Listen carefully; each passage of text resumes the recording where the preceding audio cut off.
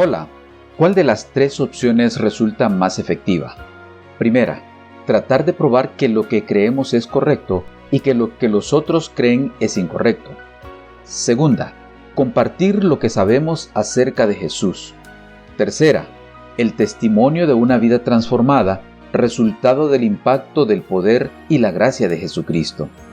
La lección de esta semana nos invita a usted y a mí a compartir la historia de Jesús. Revisemos, pues, las ideas principales.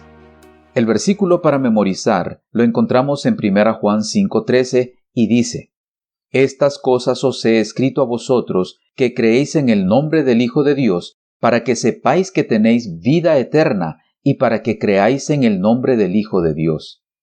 La primera parte de la lección establece el fundamento. Jesús, la base de nuestro testimonio. Usted y yo, como cristianos, tenemos una historia personal para contar de cómo Jesús cambió nuestra vida y lo que ha hecho en nuestro favor. El apóstol Pablo la resume presentando un antes de Cristo y un después en Cristo. En Efesios 2, 1 al 3, presenta el antes diciendo: Y Él os dio vida a vosotros cuando estabais muertos en vuestros delitos y pecados, en los cuales anduvisteis en otro tiempo, siguiendo la corriente de este mundo, conforme al príncipe de la potestad del aire, el espíritu que ahora opera en los hijos de desobediencia, entre los cuales también todos nosotros vivimos en otro tiempo en los deseos de nuestra carne, haciendo la voluntad de la carne y de los pensamientos, y éramos por naturaleza hijos de ira, lo mismo que los demás. Antes de Cristo nuestra vida era vacía, sin rumbo, sin sentido, perdida. Lo que considerábamos felicidad era algo pasajero, momentáneo. Y en el mismo capítulo de Efesios, en los versículos 4 al 10, presenta el ahora, el después en Cristo. Pero Dios, que es rico en misericordia, por su gran amor con que nos amó, aun estando nosotros muertos en pecados, nos dio vida juntamente con Cristo. Por gracia sois salvos. Y juntamente con Él nos resucitó y asimismo nos hizo sentar en los lugares celestiales con Cristo Jesús, para mostrar en los siglos venideros las abundantes riquezas de su gracia en su bondad para con nosotros en Cristo Jesús. Porque por gracia sois salvos por medio de la fe, y esto no de vosotros, pues es don de Dios, no por obras, para que nadie se gloríe, porque somos hechura suya, creados en Cristo Jesús para buenas obras, las cuales Dios preparó de antemano para que anduviésemos en ellas. Al encontrarnos con Jesús, Él nos da vida y le da sentido, significado y propósito a esa nueva vida. Es más, como resultado, en nuestra vida se comienza a producir lo que los demás ven en nosotros, las buenas obras que Dios preparó de antemano para que anduviésemos en ellas. Continuemos hablando ahora de el poder transformador del testimonio personal. Reconocemos a Juan como el discípulo del amor, entre otras cosas, porque en su primera epístola menciona la palabra amor casi 40 veces y en sus diversas formas 50 veces. Pero no siempre fue así.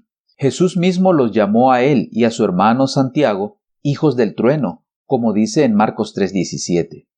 Juan cambió al mantenerse en la presencia de Jesús, al aprender de Jesús y ser transformado por él.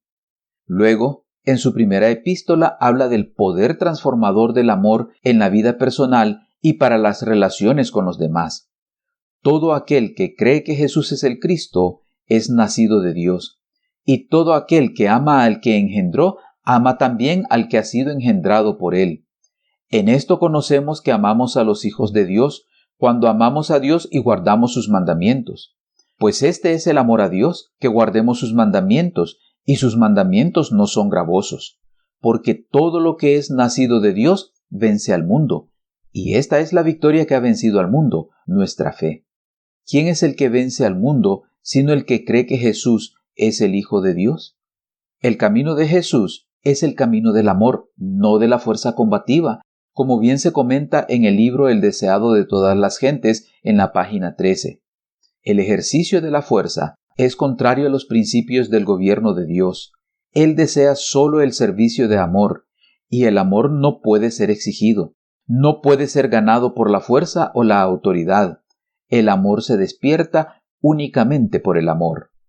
Cuando nos comprometemos con Cristo, su amor, que fluyendo a través de nuestra vida produce buenas obras, brilla en nosotros hacia los demás, mostrando una vida cambiada que se convierte en un poderoso testimonio del verdadero cristianismo.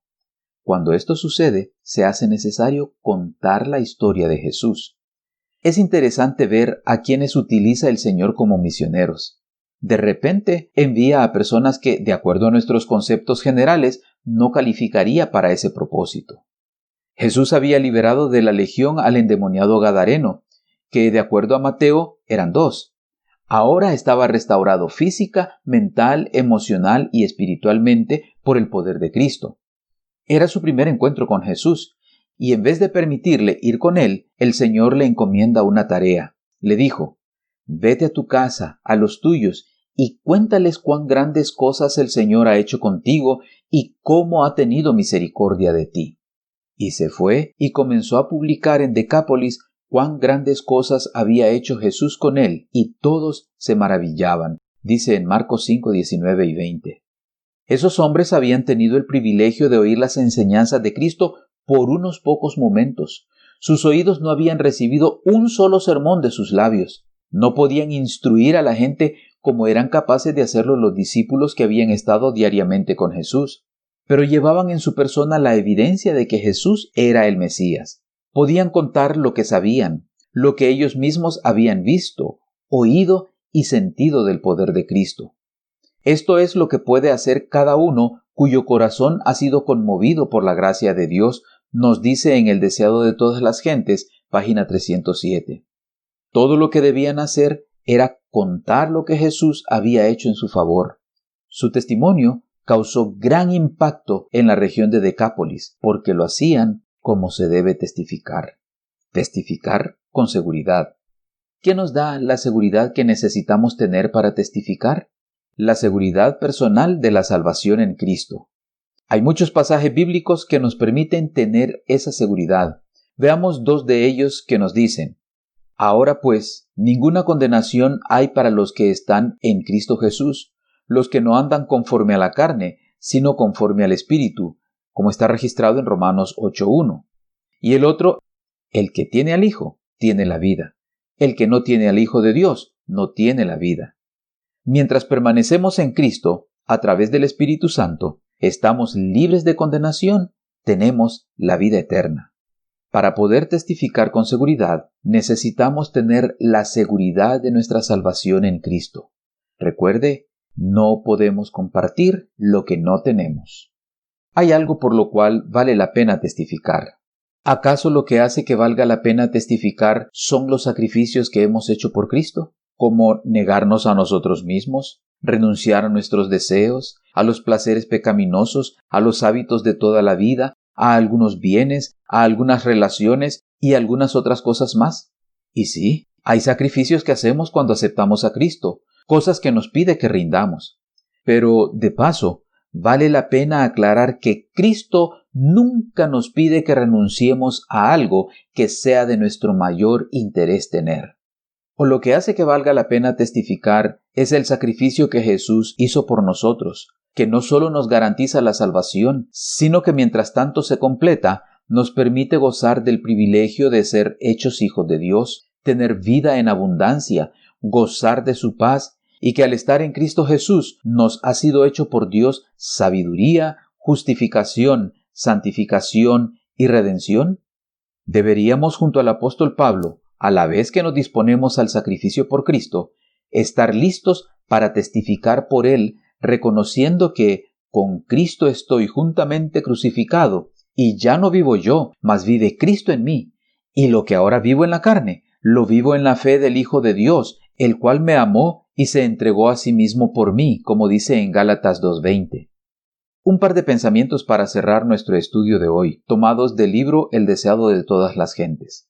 El primero, en relación a nuestra certeza de salvación, nos dice: el hablar de religión de una manera casual, el orar sin hambre del alma ni fe viviente, no vale nada.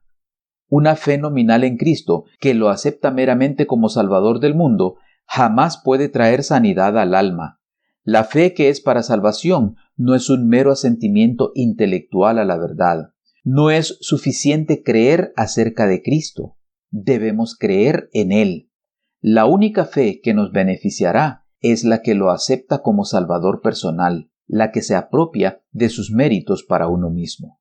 El segundo pensamiento, con relación a nuestra testificación basada en compartir la historia de Jesús, nos dice: nuestra confesión de su fidelidad es el agente escogido por el cielo para revelar a Cristo al mundo.